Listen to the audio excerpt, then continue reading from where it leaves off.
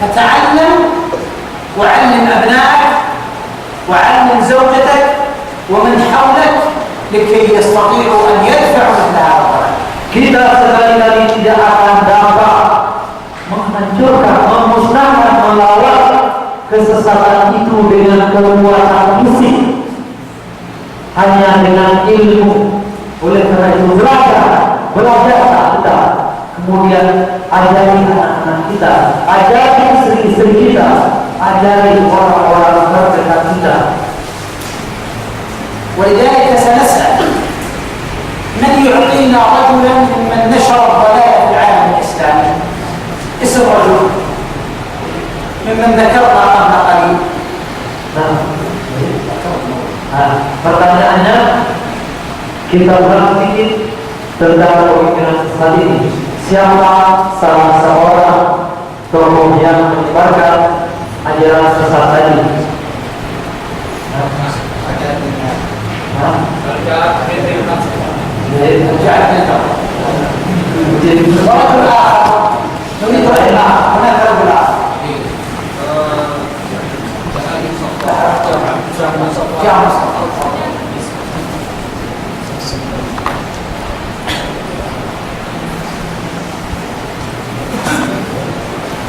الآن لما رأينا إلى حال العالم الإسلامي وما أصابه، لا بد أن نذكر بعض المواقف من العلماء كيف دفعوا هذا الضلال وردوه أن ينتشر في العالم الإسلامي. Setelah tadi kita lihat bagaimana penyimpangan akidah dan keyakinan menjerat umat ini, mari kita lihat bagaimana motif atau sikap para ulama, tindakan mereka menghadapi penyimpangan ini. فخرج لنا رجل اسمه أحمد بن أبي دؤاد. أحمد بن أبي دؤاد وهو رجل يعطل صفات الله سبحانه وتعالى، نفس الفكر الذي كان عند الجعد بن درهم، والذي كان عند جابر بن صفوان، والذي كان عند بشر المريسي، ولكن هنا اختلاف. Kemudian berikutnya setelah zaman orang yang tiga tadi, muncul lagi seorang laki-laki bernama Ahmad bin Abi Du'ad. Ahmad bin Abi Du'ad, yang ditanya Ahmad bin Abi Du'ad.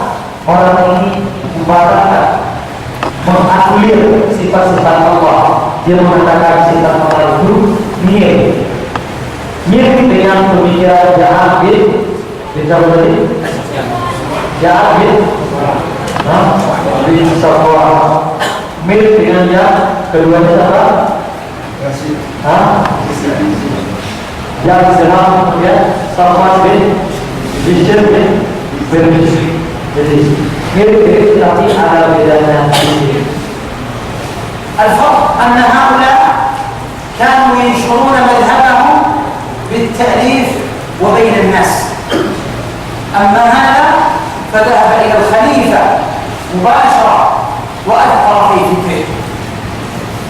Jika ada yang bertiga tadi, baik Ja'ad, kemudian Jaham, kemudian Bishr, mereka menyebarkan pemikiran-pemikiran mereka melalui tulisan, melalui buku.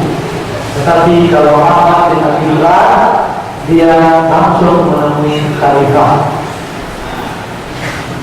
فمن العقائد الفاسدة أنهم ينفون صفات الله سبحانه وتعالى، فيقولون الله ليس سميع ولا بصير ولا يتكلم وليس في السماء ولا غير ذلك من صفات الله، فهم يعطلون جميع صفات الله سبحانه وتعالى.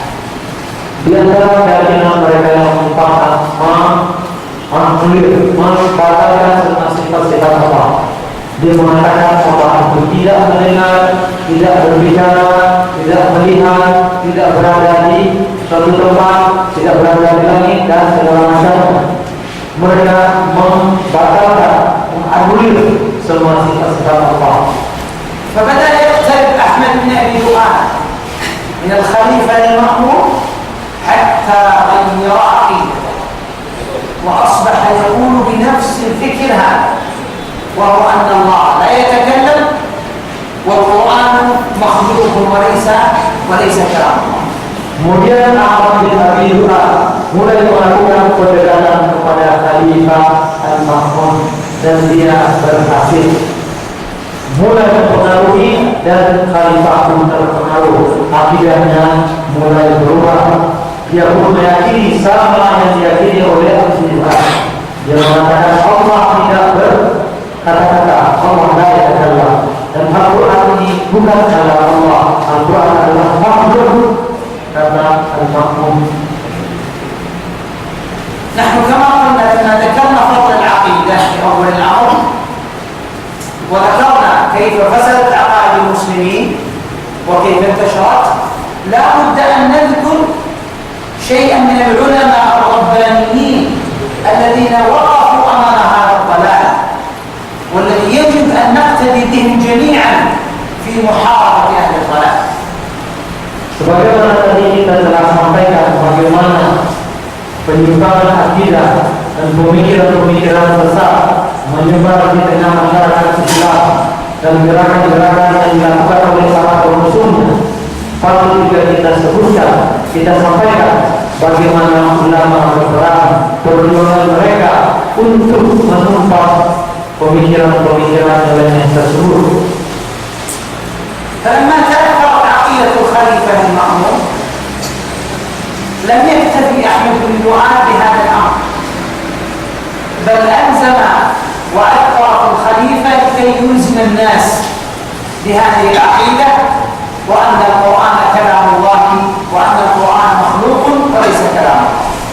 Ikhwan yang berbahagia, ketika Khalifah Al-Ma'mun telah terpengaruh dan mengikuti mazhab dari Ahmad bin Abi Du'ad, ternyata dia tidak buat sampai di situ. Ahmad bin Abi Du'ad memerintahkan atau mengajak Khalifah supaya memaksa seluruh umat Islam berpandangan atau memakai akidah seperti yang dia yakini. Dia memerintahkan, menganjurkan Khalifah untuk memaksa umat Islam meyakini keyakinan ini. فأراد الخليفة أن يلزم الناس بهذه العقيدة، ولكنه خاف من السلاطين، من الجيوش، خاف من الرجل يقال له يزيد بن هارون.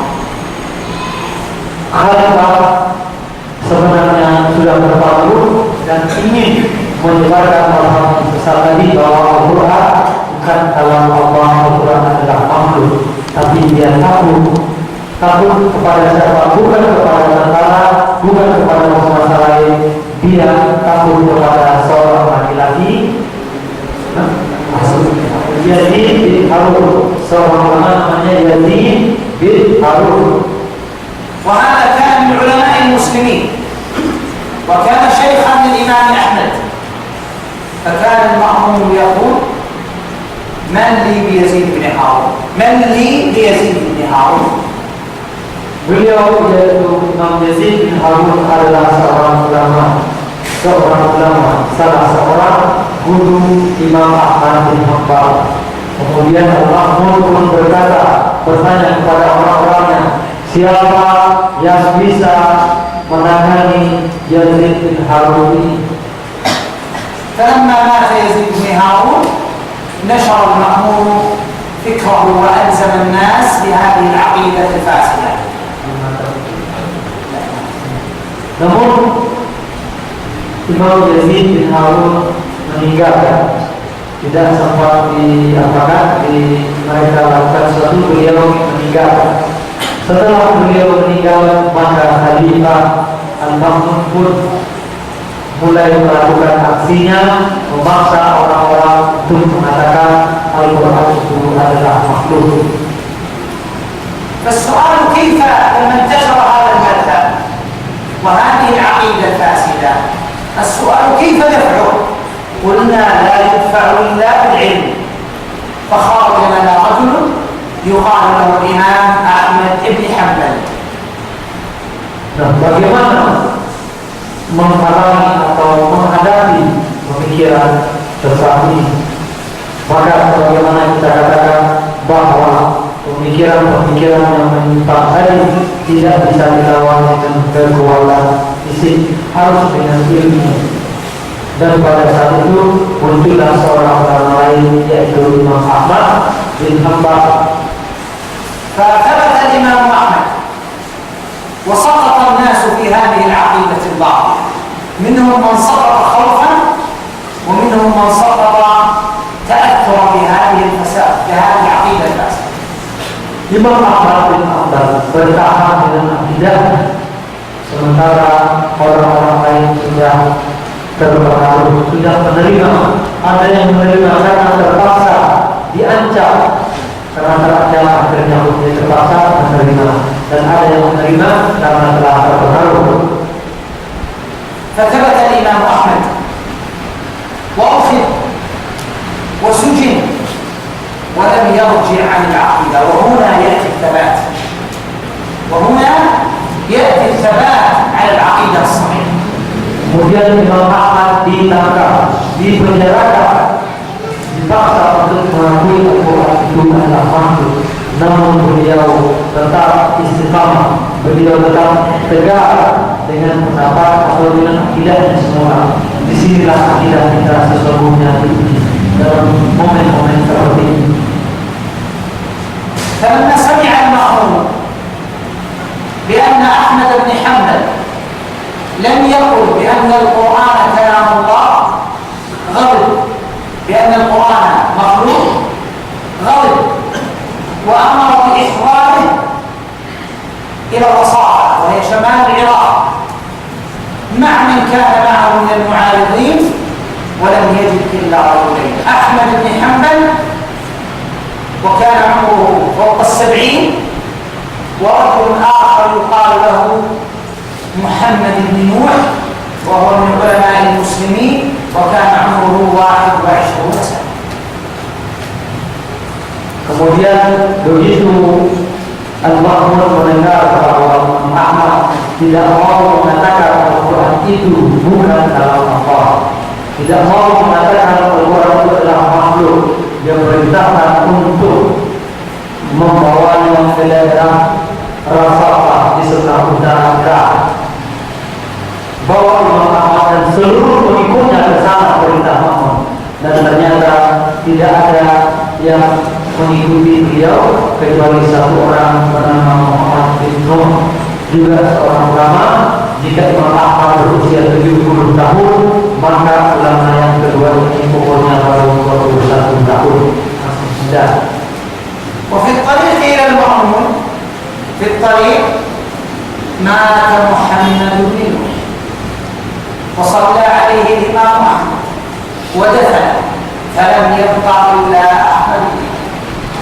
Dalam perjalanan menuju Al-Ma'mun, ternyata ulama yang muda ini sudah terlama sekali. Muhammad bin Nuh pun meninggal, usianya 21 tahun, dan Imam Ahmad mensolatkannya. Setelah itu tak ada yang tersisa kecuali Imam Ahmad bin Hanbal. فلما اقترب الإمام أحمد من قصر الخليفة جاءه رجل خرج من القصر وقال: أين أحمد بن حنبل؟ وكان مكبلا بالسلاسل. قالوا: هذا أحمد بن حنبل. Begitu Imam Ahmad dibawa dan dekat dengan istana Khalifah, tiba-tiba dari arah istana keluar seorang laki-laki dalam keadaan terbelenggu tangannya. Dia pun bertanya, mana Ahmad bin Hanbal? Kemudian diberi tahu ini Ahmad bin Hanbal. قال: يا إمام، على ما تقتل نفسك؟ على ما تقتل نفسك؟ قل القرآن مخلوق وارجع إلى أهلك.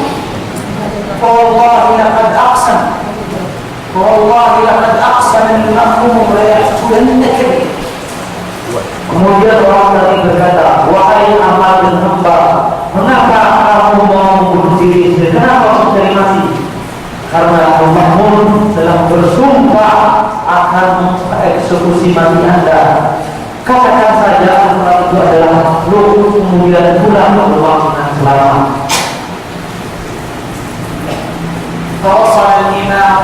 مساء إلى القصر ولكنه لم يدخل قريبا منه، لم يدخل، والخلفاء لا تدخل عليهم في الليل بل تدخل في النهار.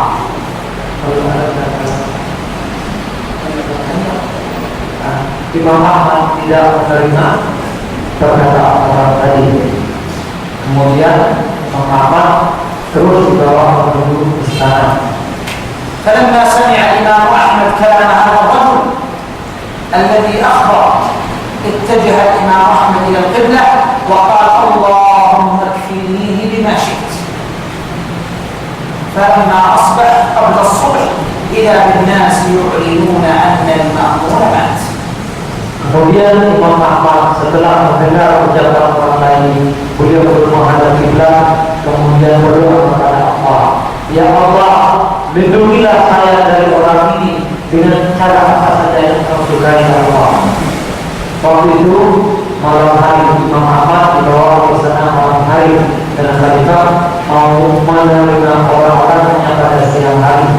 Imam Ahmad berdoa seperti itu, lindungilah ya Allah, tangani orang ini. Saya tidak dimohon kepada Allah.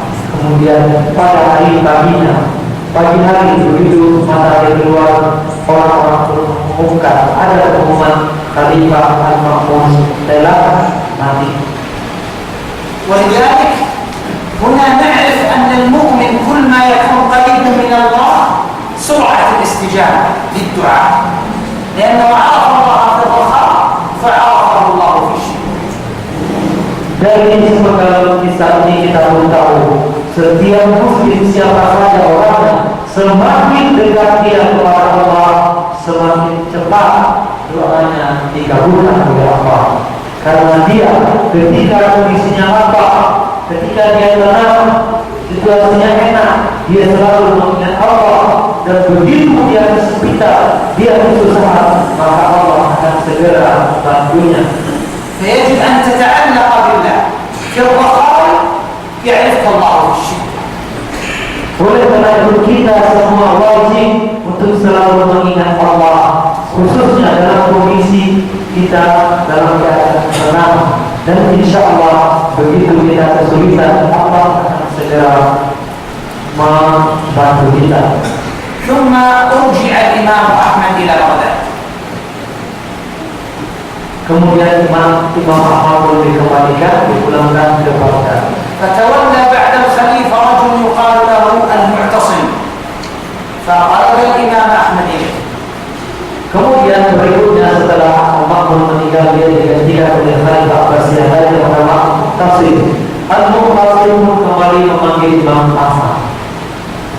فعذب الإمام أحمد المعتصم ومات المعتصم وجاء الواحد، ثم بعد ذلك جاء المتوكل وأخرج عن الإمام أحمد في هذه المحنة التي مدتها 18 شهرا. 18 سنة. Kemudian Mu'tasim memanggil Imam Ahmad, kemudian menyiksa dan juga untuk mengakui Al-Quran itu adalah kalam Allah, bukan kalam Allah. Kemudian Mu'tasim meninggal, digantikan oleh Wahid pun seperti itu, dan akhirnya Wahid pun meninggal digantikan oleh Al-Mutawakkil. Al-Mutawakkil inilah yang kemudian melepaskan Imam Ahmad, membebaskan beliau setelah menjalani usaha yang setelah mengalami penyiksaan selama 18 tahun dan 6 bulan. ثم ثبت الإمام أحمد رحمه الله حتى رفعت الفتنة عن المسلمين رفعها المتوكل رحمه الله تعالى. Imam Ahmad terus bertahan dengan akidah yang benar sampai masa Mutawakkil ini. Mutawakkil pun mengumumkan bahwa kewajiban untuk mengakui Al-Quran itu adalah makhluk, itu menghapuskan. Mutawakkil menghapuskan akidah sesat ini. فثلاثة خلفاء تولوا الفتنة والرابع طبعا أو نحن. Tiga orang khalifah melakukan penyiksaan ini, memaksa umat untuk mengatakan Al-Quran adalah dan khalifah keempat dialah yang kemudian menghapuskan fitnah.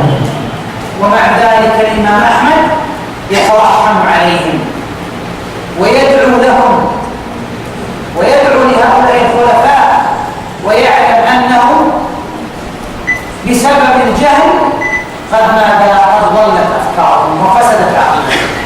Namun demikian Imam Ahmad tetap mendoakan semoga mereka semua, bahkan ketika khalifah itu pun, semoga mereka dirahmati oleh Allah Subhanahu wa taala. Semoga Allah mengampuni dosa-dosa mereka. Kemudian Imam Ahmad doakan kebaikan mereka, dan Imam Ahmad pun menyatakan bahwa mereka tentunya melakukan kesesatan itu karena kejahilan mereka.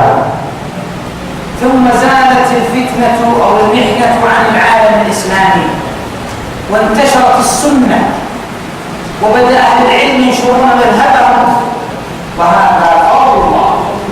Kemudian fitnah atau cobaan tadi pun fitnah dari kaum muslimin, tidak ada lagi pemaksaan ke arah paham sesat tadi. Alhamdulillah, dan ini semua berkat karunia Allah Subhanahu wa taala. Wa qawiya ahlul ilm. Kemudian mazhab Ahlussunnah pun terus menyebar, dan para ulama pun ahli ilmu pun menjadi kuat kembali kedudukan mereka. ثم بعد ذلك بدا ينتشر الجهل. Namun dalam perjalanannya kembali kejahilan merampas kemana-mana di kalangan umat Islam. ويخرج الشرك مرة أخرى. Dan kesyirikan pun muncul kembali. والبدع والخرافات. Demikian juga yang bid'ah dan khurafat. إلى زمننا اليوم.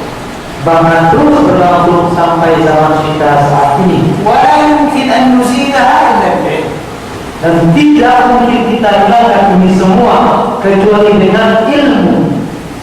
فأفضل ما يتعبد المسلم به هو العلم.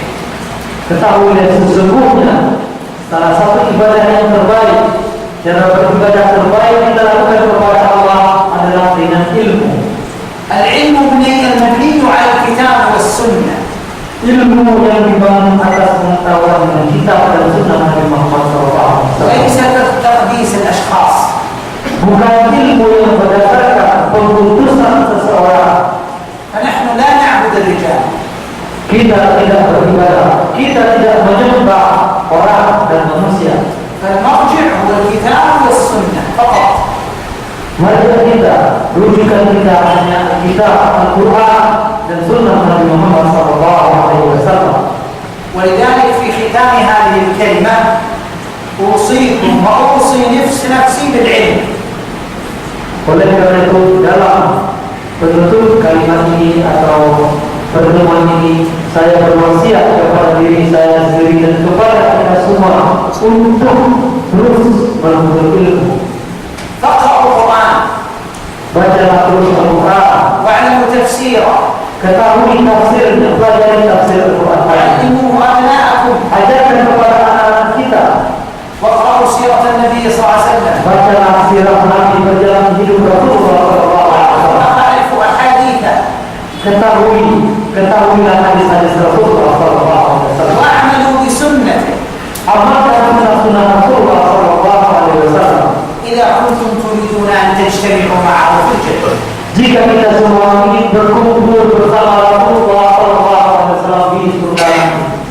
أما أنك لا تعمل بسنة وتعمل المعاصي ثم تقول يا رب احشرني مع محمد.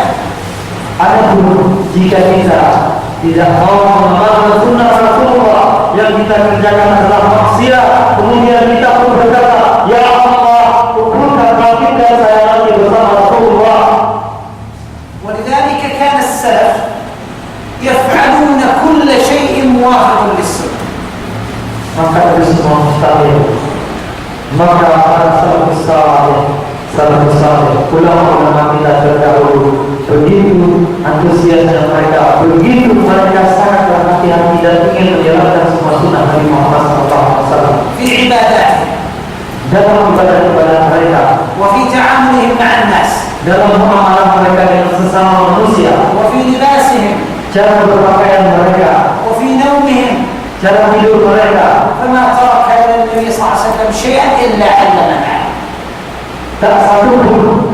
Rasulullah meninggalkan semua urusan kita kecuali Rasulullah menunjukkan bagaimana cara melaksanakan itu semua. حتى في النوم كيف تنام وتضع كفك بعد الأحدث. Bahkan dalam posisi tidur, bagaimana Rasulullah tidur, kemudian beliau senantiasa menaruh pipinya di telapak tangan kanan. حتى إذا دخلت تريد أن تقضي الحاجة أخبر النبي صلى الله عليه وسلم ماذا نقول. Bahkan ketika kita ingin buang hajat ke kamar mandi, Rasulullah memberitahu kita apa yang harus kita baca. ولذلك يقول الرجل اليهودي لسلمان لقد علمكم نبيكم كل شيء حتى الخراء، يعني حتى إذا أراد الإنسان يقضي حاجة. Oleh karena itu seorang Yahudi pun berkata kepada Salman Al-Farisi, Nabi kalian tidak meninggalkan satu pun yang tidak diajarkan kepada kalian. Bahkan untuk masuk WC pun beliau ajarkan apa yang harus kalian lakukan. فكيف يأتي لنا رجل قد مر عمره في التجارة أو في الصناعة أو غير ذلك ولما تسأله عن دينه تجده ما يعرف شيئا. Bagaimana kita dapat mengatakan tentang seseorang yang telah menghabiskan usianya sekian tahun dalam perdagangan, berusaha membangun PT-PT dan segala macamnya, pengetahuannya luas, akan tetapi ketika kita tanyakan satu masalah saja tentang agamanya, dia tidak bisa menjawab. ماذا تقول إذا قابلت الله؟ Apa yang akan Anda sampaikan ketika Anda bertemu dengan Allah? Apa yang akan Anda katakan kepada Allah? أعطاك صحة،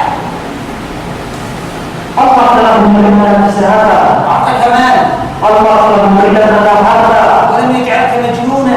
Allah tidak menjadikan Anda orang gila. ماذا بقي؟ Apakah dia tidak memberikan Allah kepada kita? ماذا تقولون لله سبحانه وتعالى Apa jawaban kita nanti kepada Allah Subhanahu wa Ta'ala? إذا وقف أمامه رجل لا يصلي وهو لا يعرف أن يصوم؟ Jika kita ternyata adalah orang yang tidak berpuasa, tidak melakukan sholat. ولذلك أقول العلم ثم العلم ثم العلم. Oleh karena itu saya pesankan ilmu. ولن تنجونا أمام الله إلا العلم. Kita tidak akan selamat di depan Allah, di hadapan Allah nanti kecuali dengan ilmu. أسأل الله أن يوفقنا وإياكم لكل خير وأن يجعلنا هداة مهتدين لا ضالين ولا مضلين.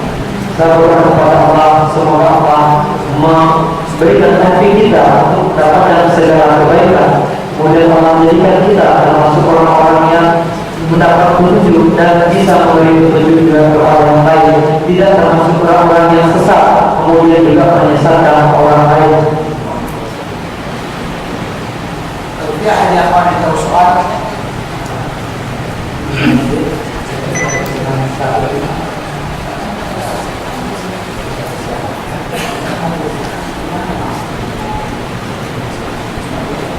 عنده سؤال يا أخوان؟ Ada pertanyaan?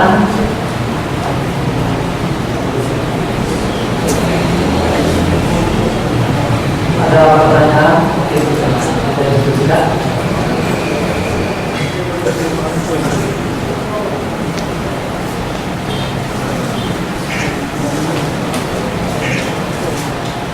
Yang soal